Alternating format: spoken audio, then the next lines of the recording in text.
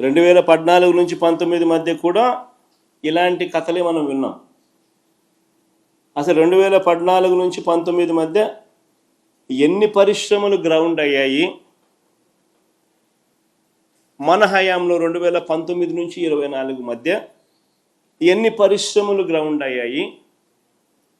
పెట్టుబడులు ఎన్ని వచ్చాయి?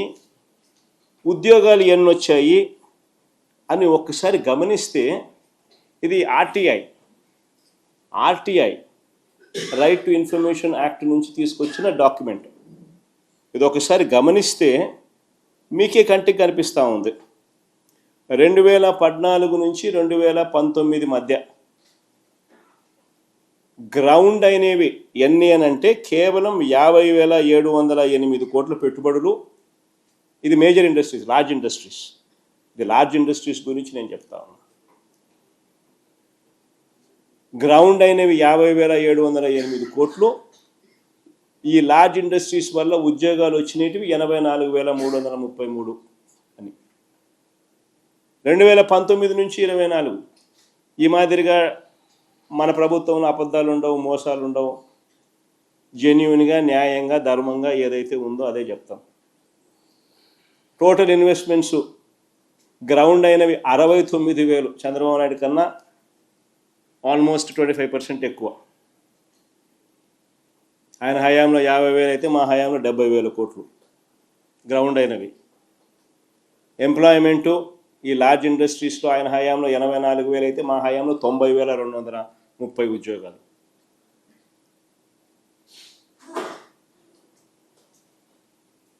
ఎంఎస్ఎంఈలు చూద్దామా? ఎవరి హయాంలో ఎంత మటుకు ఎంఎస్ఎంఈలు వచ్చినాయి? ఎవరి హయాంలో ఎంఎస్ఎంఈలకు ప్రోత్సాహం లభించింది? ఎవరి హయాంలో ఎంఎస్ఎంఈల ద్వారా ఎన్ని ఉద్యోగాలు వచ్చాయని ఒకసారి గమనిస్తే మా హయాంలో చంద్రబాబు నాయుడు గారి ఆయనే రిలీజ్ చేసిన సోషియో ఎకనామిక్ సర్వే, ఆయన హయాంలో వచ్చినది, రిలీజ్ అయింది నవంబర్ 2024లో రిలీజ్ చేసిన ఆయన హయాంలో వచ్చిన సోషియో ఎకనామిక్ సర్వే రిపోర్ట్ మీ ముందర పెడతా ఉన్నా నేను.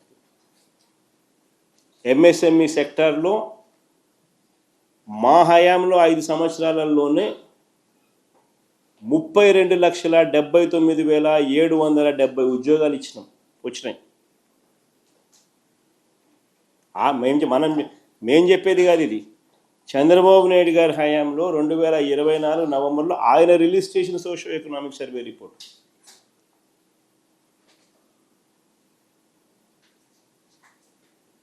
అదే ఆయన హయాం చూస్తే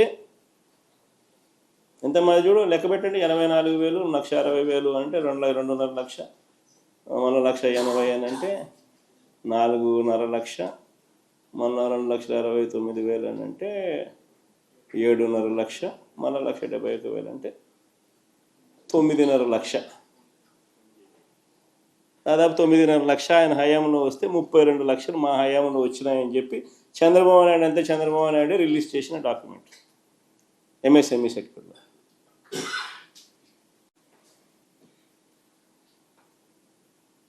మరి ఇప్పుడు చెప్పండి, ఎవరి హయాంలో విధ్వంసం, ఎవరి హయాంలో పారిశ్రామికవేత్తలు భయపడతా ఉన్నారు, ఎవరి హయాంలో పారిశ్రామికవేత్తలకు ఊరట, భరోసా లభించింది?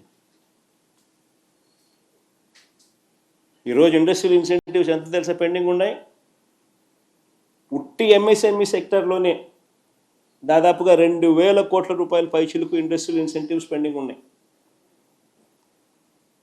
ఇచ్చే నాతులు లేడు, పట్టించుకునే నాతులు లేడు.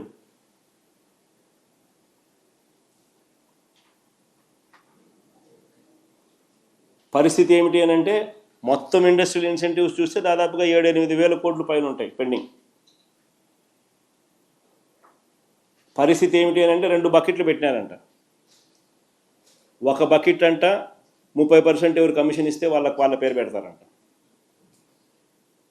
రెండో బకెట్ అంట న్యూట్రల్గా కనపడడానికి కేవలం 20% ఇస్తారంట. 20% మాత్రం పెడతారంట న్యూట్రల్గా కనపడడానికి.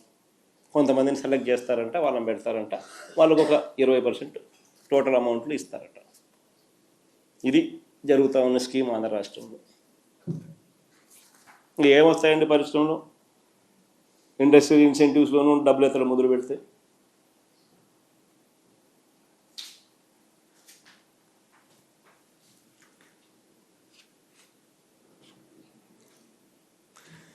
ఈ దఫా కూడా గతంలో మాదిరిగానే చంద్రబాబు నాయుడు గారు పెట్టుబడుల విషయంలో పబ్లిసిటీ మాత్రం చంద్రబాబు నాయుడు గారికి పీక్లో ఉంది.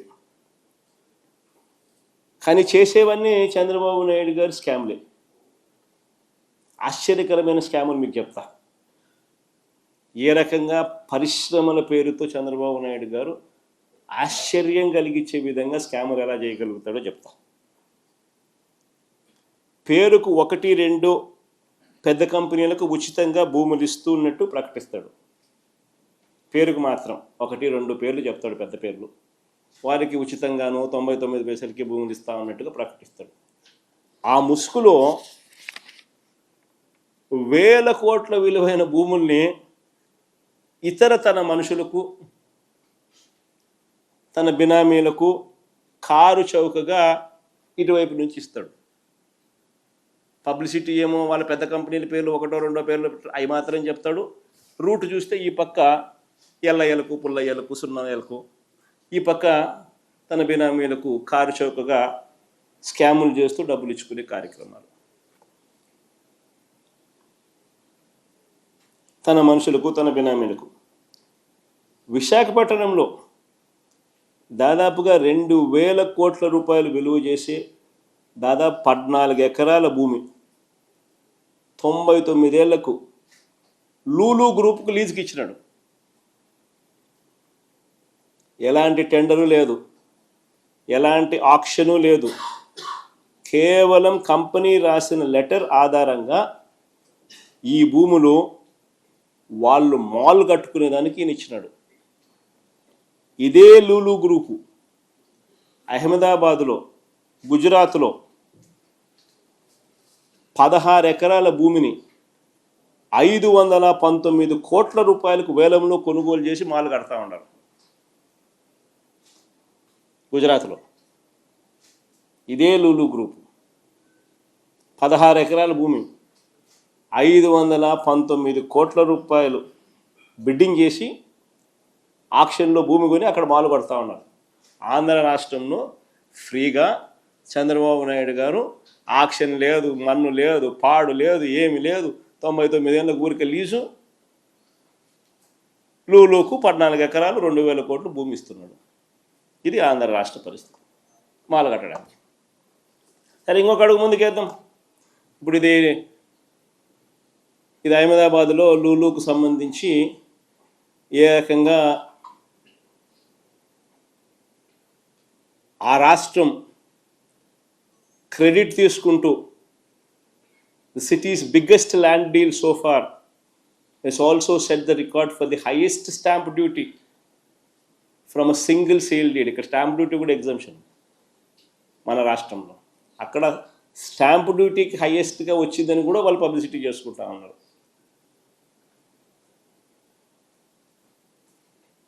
దాదాపుగా 16 ఎకరాల భూమి లూలు గ్రూపుకు షాపింగ్ మాల్ కట్టడానికి 519 కోట్ల రూపాయలు ఆక్షన్లో పాడి 31 కోట్లు స్టాంప్ డ్యూటీ కూడా కట్టారు అని.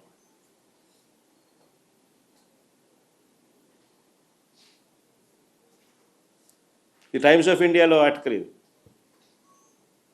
ఎవరైనా కావాలంటే సార్ చూసుకోండి. తర్వాత ఇంకొకటి Satva group, Kapil group, ANSR group, ఇటువంటి రియల్ ఎస్టేట్ కంపెనీలు. ఈ కంపెనీలకు భూముల కేటాయింపులో కూడా ఎలాంటి యాక్షన్లు లేవు. పక్కన తెలంగాణలో చూస్తూ ఉంటే యాక్షన్ కనపడతాయని 170 కోట్లు ఎకరాకు పోయిందని. గుజరాత్లో ఆక్షన్లలో కనపడతా ఉన్నాయి, ఇంత డబ్బులు సంపాదిస్తున్నారని ఆక్షన్లలో ల్యాండ్లు. మన రాష్ట్రంలో మాత్రం రియల్ ఎస్టేట్ కంపెనీలకు సత్వా, కపిల్, ఏఎన్ఎస్ఆర్ ఇటువంటి రియల్ ఎస్టేట్ కంపెనీలకు భూముల కేటాయింపులో ఎటువంటి ఆక్షన్స్ లేవు. ఈ ఒప్పందాలు ఒకసారి చూస్తే ఈ సత్వాకు కానీ, కపిల్కి కానీ, ఏఎన్ఎస్ఆర్కి కానీ ఎకరా 50 కోట్లు విలువ చేసే భూములు వీళ్ళకు కేవలం 1.5 కోటికి ఇచ్చినారు. ఎకరా 50 కోట్ల రూపాయలు విలువ చేసే భూములు కేవలం 1.5 కోటికి ఇచ్చినారు. సత్వాకు 30 ఎకరాలు, కపిల్ చిట్ ఫండ్స్ వాళ్ళకు 10 ఎకరాలు, ఏఎన్ఎస్ఆర్ వాళ్ళకు 10 ఎకరాలు, ఇంకా రహేజాకి అయితే మరి 99 పైసలకి. అన్నిటికన్నా ఇంకా పెద్ద స్కామ్ చెప్పంటారా ఇక్కడ? ఒకవైపున భూములు కారు చౌకగా ఇవ్వడమే కాక, ఎలాంటి ఆక్షను లేకుండా ఇవ్వడమే కాక, మరోవైపున ఏం చేస్తా ఉన్నారో తెలుసా? ల్యాండ్ యూస్ కన్వర్షను, ల్యాండ్ యూసు వీళ్లకు 40%, 50% మిక్స్డ్ యూస్కు వీళ్ళకు చేసుకునేదానికి స్వేచ్ఛనిస్తూ, మరోవైపున వీళ్ళు బిల్డింగులు కడితే స్క్వేర్ ఫీట్కి 2,000 రూపాయలు వీళ్ళకి తిరిగి గవర్నమెంట్ ఇస్తుందట. ఇది నిజంగా బొనాన్సా కాదా? ఎవడన్నా రియల్ ఎస్టేట్ వ్యాపారస్తునికి ఈ మాదిరిగా ఇస్తారా మీరు? వీళ్ళు బిల్డింగులు కడితే స్క్వేర్ ఫీట్కి 2,000 రూపాయలు ఎదురు గవర్నమెంట్ ఇస్తుందంట వీళ్ళకు. చూడండి అది page number 16 IT and GCC policy 4.2 incentives for infrastructure developers అని చెప్పి వీళ్ళకు వర్తింపజేస్తూ ఇది పెట్టినారు. 50% క్యాపిటల్ సబ్సిడీ అంట, మ్యాక్సిమం ₹2,000 పర్ స్క్వేర్ ఫీట్ అంట, పేడ్ ఓవర్ 5 years అంట. ఏంటండి ఇది?